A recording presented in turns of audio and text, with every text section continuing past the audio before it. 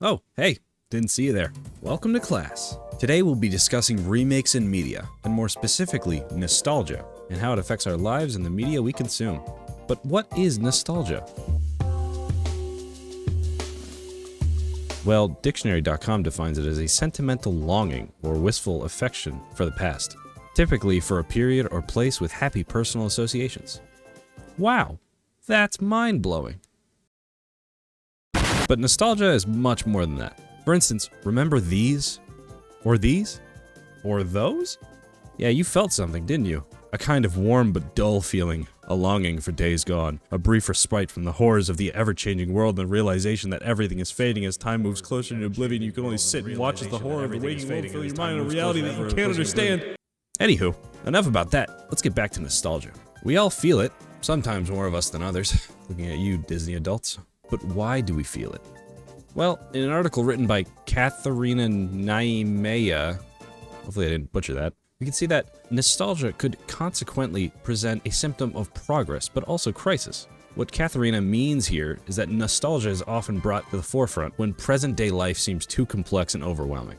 Take our modern world, for example. There's war, starvation, riots, my ex won't text me back, political corruption, shootings, violence. In a bleak world like this, you think people would long for simpler times. Well, they do, and the big corporations know it. So they've released this. And I mean, this is great. I love this, but is no one gonna talk about...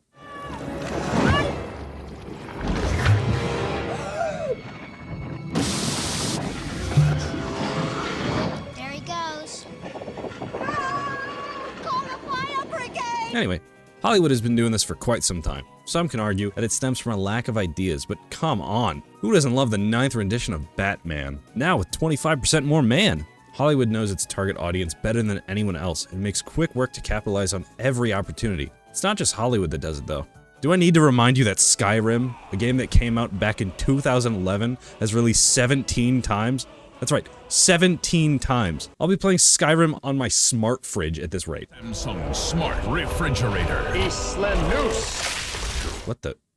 I remember when nostalgia flooded my brain. It was 2020, and the remake of Destroy All Humans just came out. As I played, I thought to myself, how exactly was I allowed to play this when I was little? I mean, I was 8 years old, and this is what I did instead of homework. Other times, it felt like nostalgia was metaphorically backstabbing me. A new movie would come out from a franchise decades old, and it would turn out horrible. But that's what media does. It grips onto simple times and saps out all the life from the things we hold dear. Remember this? I'm King Flounder, Lord of the Seven Seas. Yeah, I don't think Flounder was ever supposed to look like a real fish. Or this. Earth is my turf, G. If you don't know how to floss, you'll be lost without me. Why'd they do that? They didn't have to do that. Do we really have Hollywood to blame for all these crappy remakes? Well, yes, but there is an aspect to nostalgia that we have yet to cover. In Niemeyer's work, it mentions the idea of memory and the part it plays in historical accuracy. Our ability to remember the past and to actualize it includes the imperfections of the human mind and endorses sometimes voluntary embellishment or falsified memories. What Niemeyer means here is that our own feeble minds love to indulge in the occasional trip down memory lane. This is where the term rose-tinted glasses comes from. We tend to over-embellish stories and experiences from our past to make them seem better. The same is true for all media. Remember Drake and Josh? Yeah, great show, right? Go rewatch it and see if you can sit through a season. You'll find out quick that it will never live up to the image you built up in your head. That's why remakes oftentimes turn out disappointing, because the audience, that's you, has predetermined expectations that are almost impossible to live up to. And that's okay, because nothing will ever be as good as the first time you experience it. So when the 1000th Star Wars movie comes out, or a video game from your childhood suddenly gets a reboot, remember that you're wearing those rose-tinted glasses. And when nostalgia comes knocking, and you get that call for the good old days, let nostalgia in, and maybe have a chat next to a fire about how good things used to be.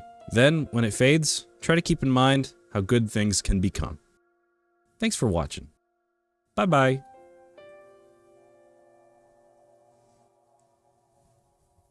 Wait a minute, am I stuck inside of a JPEG?